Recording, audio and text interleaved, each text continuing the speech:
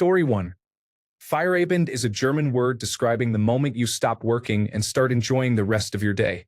It can be translated as celebrate evening, although it doesn't imply an actual celebration. You inform your colleagues that you are making Feierabend to let them know you have finished for the day and are going home. Story 2. Gesellig can be translated as conviviality, coziness, or fun, depending on the context. It is often used to describe a social, funny, and relaxed situation. It can also indicate belonging, time spent with loved ones, catching up with an old friend, or the general togetherness that gives people a warm feeling. Story 3.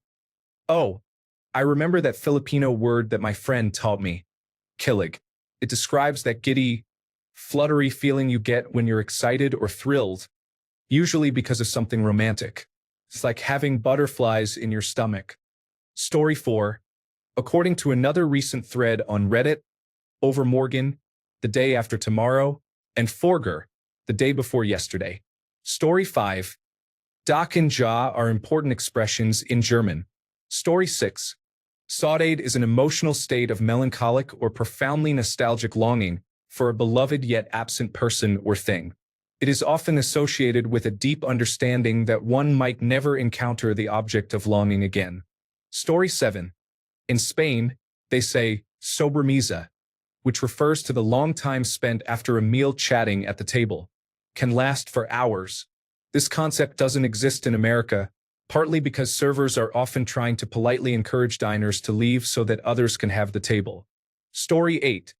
The French SI is used to contradict a negative.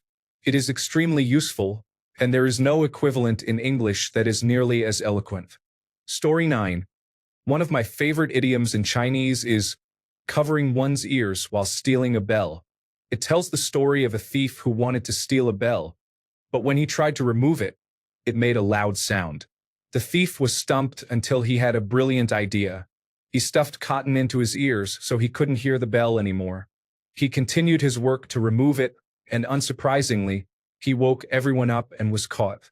I can't imagine how I would translate it because much is lost in translation.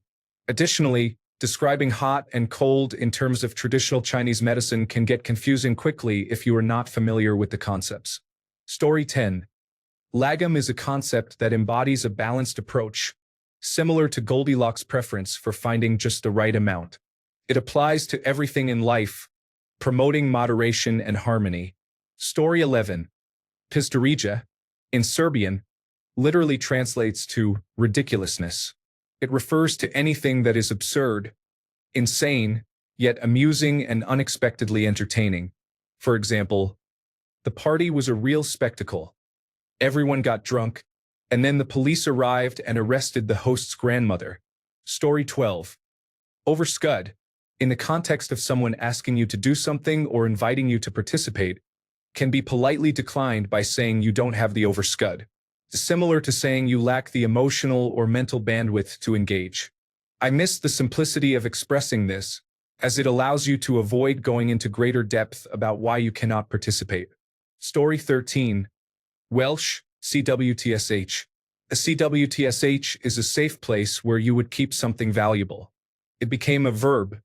To CWTSH something means to hide it away and keep it safe. Then it evolved into an embrace. To CWTSH someone means not just to hug them, but to provide a safe place, to hold them until they feel secure and let all their worries wash away.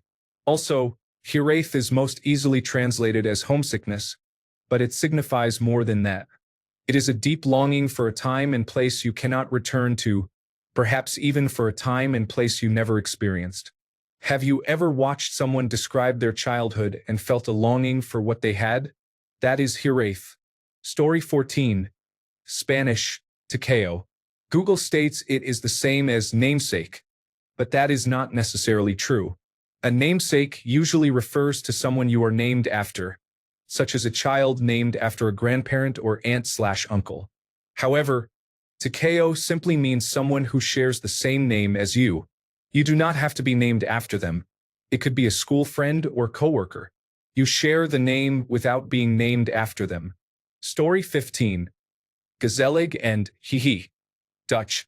I know that Finnish people use it somewhat similarly to haha, but as far as I know, no other language does the same thing. Story 16. Here are some Swedish words without a simple equivalent. Orka, to have the strength or energy to do something, or to have space in your stomach to eat something. I don't orka go to school today. Jew, an adverb denoting that something should be known by the person you're talking to. Svarmerstrom, literally mother-in-law's dream. A partner that your parents would love. Slippa, to be able to avoid or not do something. May I slippa mow the lawn today? Hinna, to have the time to do something or be able to reach some place in time. Jag hinner diska means I have the time to wash the dishes before something happens. Akarbrasa, a way of moving your arms to warm your body and increase circulation when it's cold. Jamfoda, both feet together, often used about jumping with your feet together. Trasmak, literally would taste. The uncomfortable feeling of sitting for too long. Kalsup, an involuntary gulp of cold water. Arbetsro, if you can work in peace, you have arbetsro. Seg, a bit like tough or chewy, but not quite. It describes the consistency of something that will stretch longer if you pull from both ends, but with some resistance. Eftersvedas, to keep sweating after you've stopped exercising. Skamskud, a pillow to hide behind when you're embarrassed. Asterisk tak för senast, a phrase used to thank people who recently invited you over. Overasta, literally to overvoice. To speak loud enough that you're heard over another person or noise. Vaba, to stay at home from work to take care of a sick child. Story 17. One we never really think about is the term estadounidense in Spanish, which means person from the United States. English doesn't really have a word for this. We use American, but America refers to two whole continents, while the United States is just one country that happens to include American in its name. Interestingly, the actual name of the country Mexico is United Mexican States, even though no one ever calls it that. The term used in Mexico to mean a person from the United States is literally a person from the United States, which, like American, doesn't really specify one country. Not that anyone is actually confused by this, but I find it amusing. Story 18. My favorite word is kalsarakanit. It's Finnish and translates to drinking alone at home in your underwear. I don't speak Finnish and don't know much more about that word, but I love it. If I had to choose a word from my native language, it would be Ubermorgen. Yes, there is an English translation, but it is the day after tomorrow, which seems like a hassle to me because it requires multiple words for a concept that is so common. Story 19. Mangata is the term used when the light from a full moon shines upon a body of water, such as a lake, creating the illusion of a street between you and the moon. Story 20. Atsukaresama is a phrase meaning, I see you've been working hard, that is used as a greeting, farewell, or general acknowledgement. Yoroshiku onegaishimasu is typically used at the beginning of an agreement or relationship. It conveys sentiments like, let's do our best together, let's get along well, or thank you for having me. In general, there are certain sentiments that are more naturally expressed in Japanese, particularly one-word emotional expressions. For instance, when I am out with friends and say, Tenoshi, it feels normal. However, if I say fun, or expand it to this is fun, it sounds odd because it's not a common expression in our context. Sto vivante, voilà, can mean anything and nothing at the same time. Most of the time it seems to mean, I have now stopped talking. Story 22. How is a word from a dying Chinese dialect called nai? It is an adjective for someone who is ruthless and particular in their ways.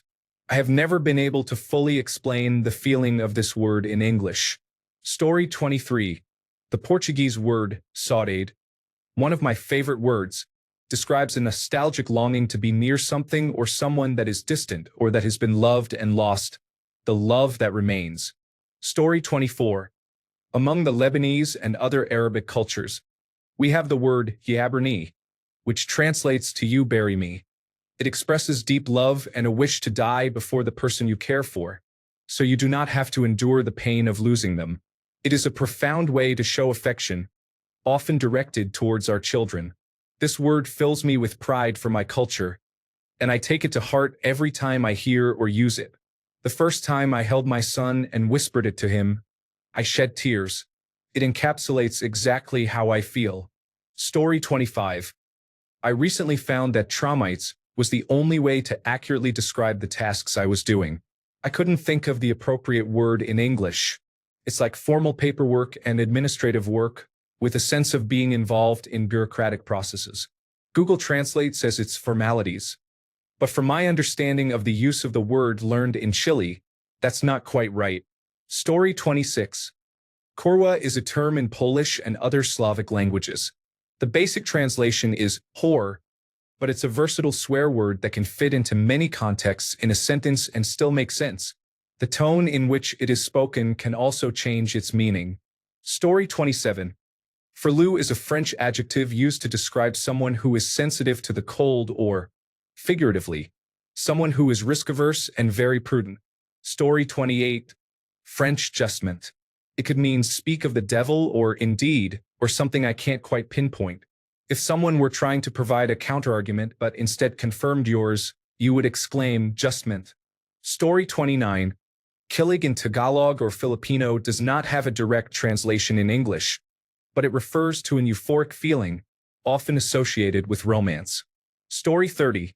Some Norwegian words I wish had an English counterpart are dawn, a 24-hour period describing both day and night, Ramjul, the week between Christmas Eve and New Year's Eve, and Peleg, anything you put on top of a slice of bread, whether it is solid or spreadable. Story 31.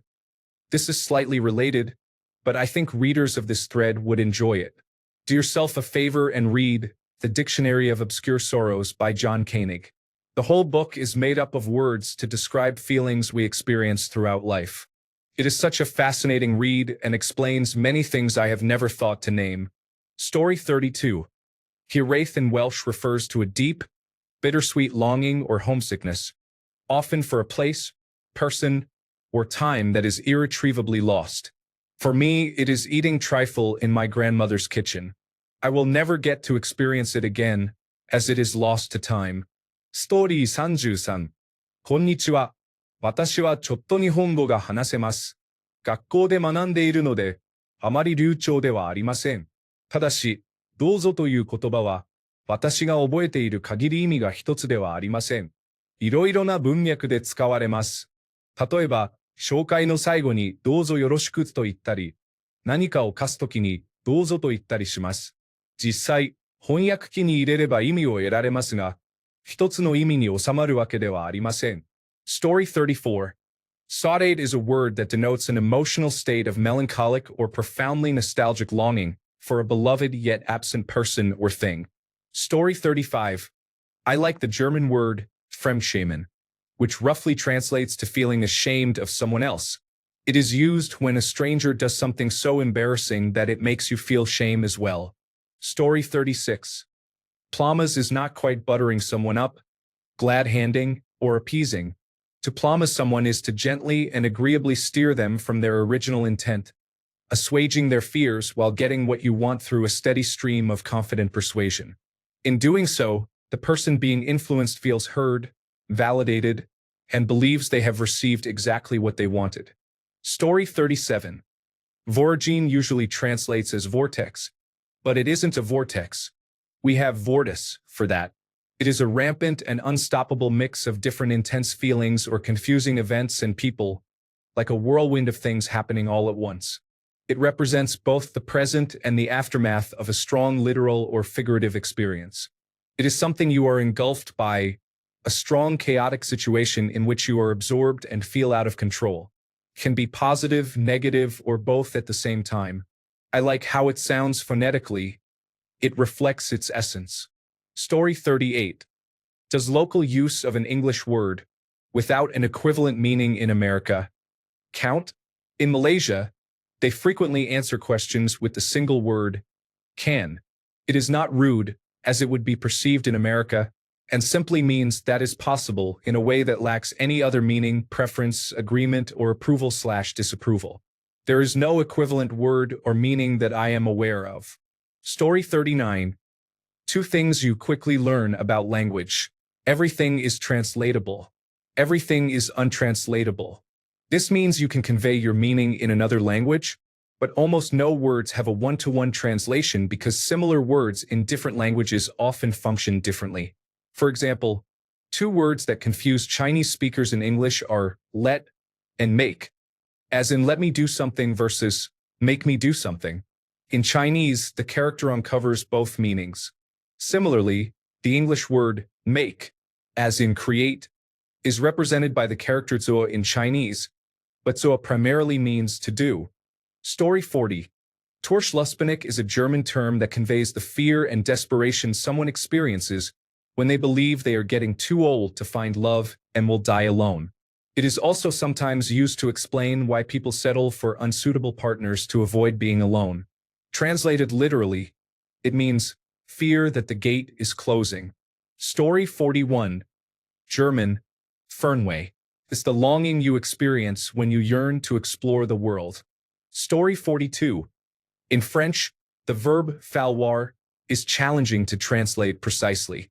It is similar to must or shall in English, but falloir is only conjugated with the impersonal pronoun it as the subject. Therefore, it can be understood as it must be done as, or it is necessary to. Story 43. When reading bilingual parallel Bibles, I realized how limited the English language is. I recommend that everyone read a parallel Bible. You will understand the text at least 50% better. Story 44. Kinabak is an adjective in Bideu, describing something as being in the way.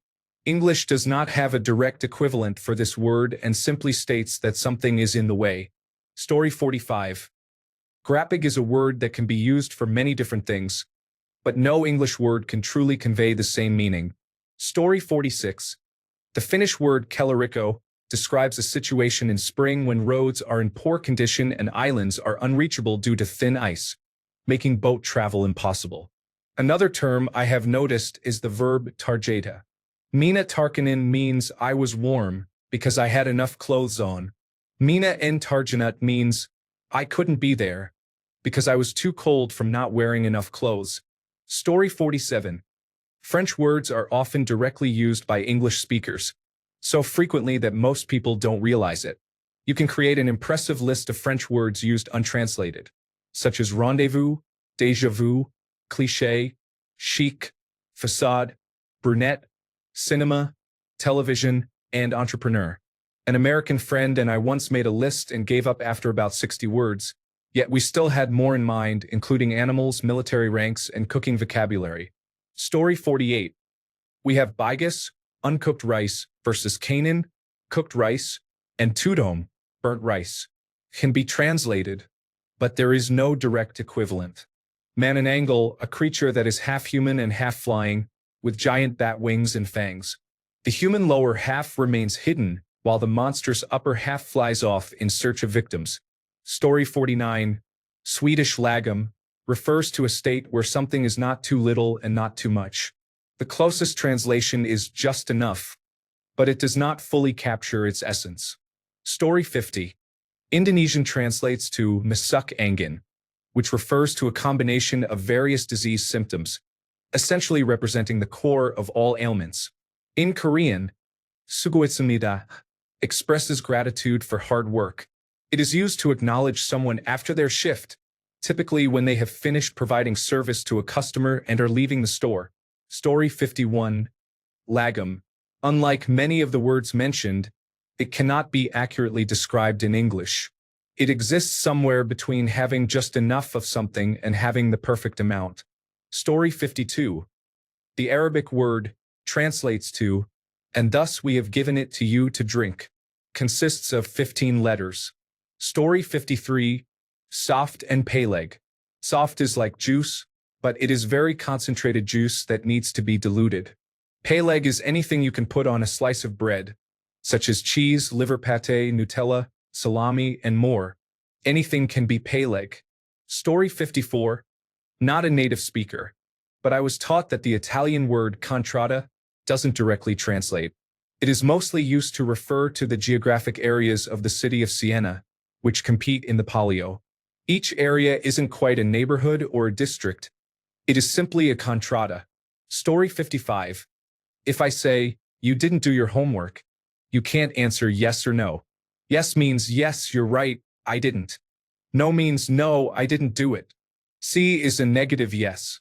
It's a yes, I did. There is no equivalent for the no in English, though there is one in German.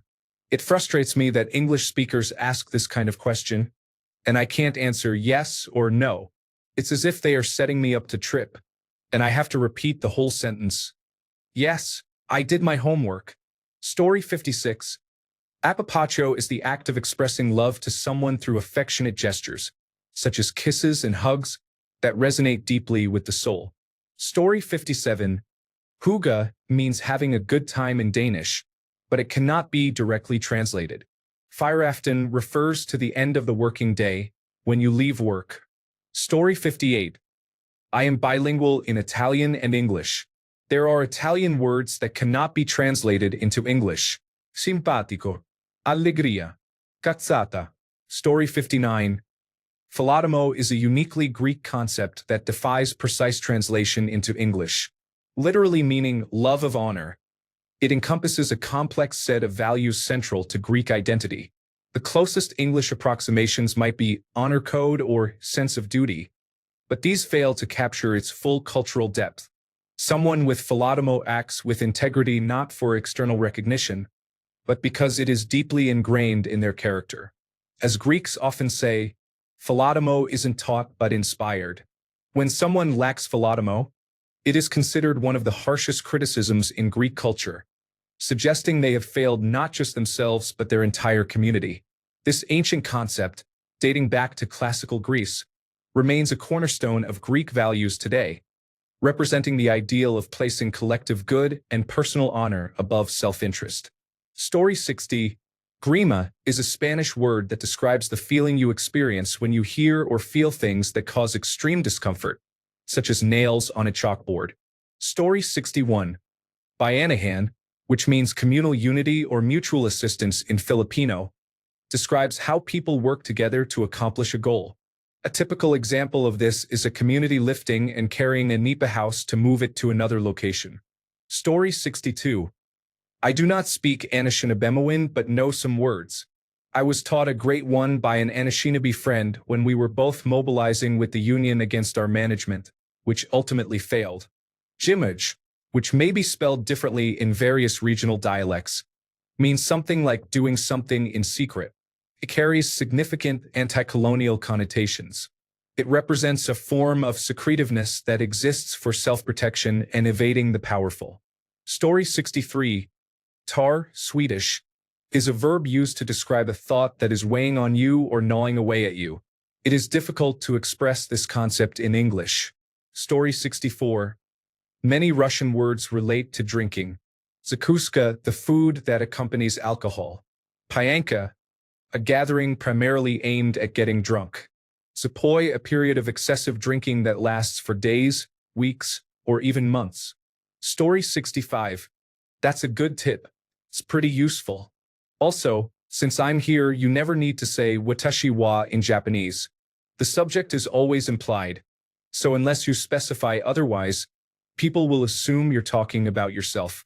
It is only used to mean something like as for me or, in my case, in a comparative sense. You'll rarely hear Japanese people say watashi wa. Story 66. German has many such words, but the one I was thinking of is schweigen, which means to be quiet or to not talk. Latin also had a specific word for this, tessera, and many Romance languages have words derived from it. I was wondering how common it is to have a word for this concept. Story 67. Technically, it's two words and not even Dutch but French, c'est Virginia. Its meaning is completely tone-dependent. Literally translated, it means, it goes. However, depending on tone and context, it can mean, hello, how's it going? Everything going fine. Everything is very stressful right now.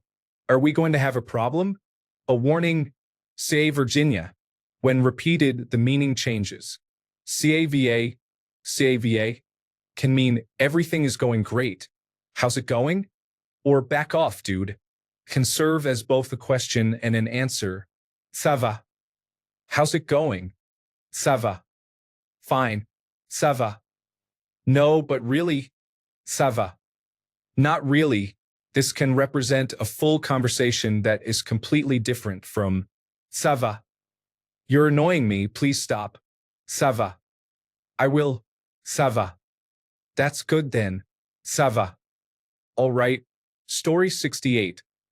I'm not even sure if I'm spelling it correctly, but okay.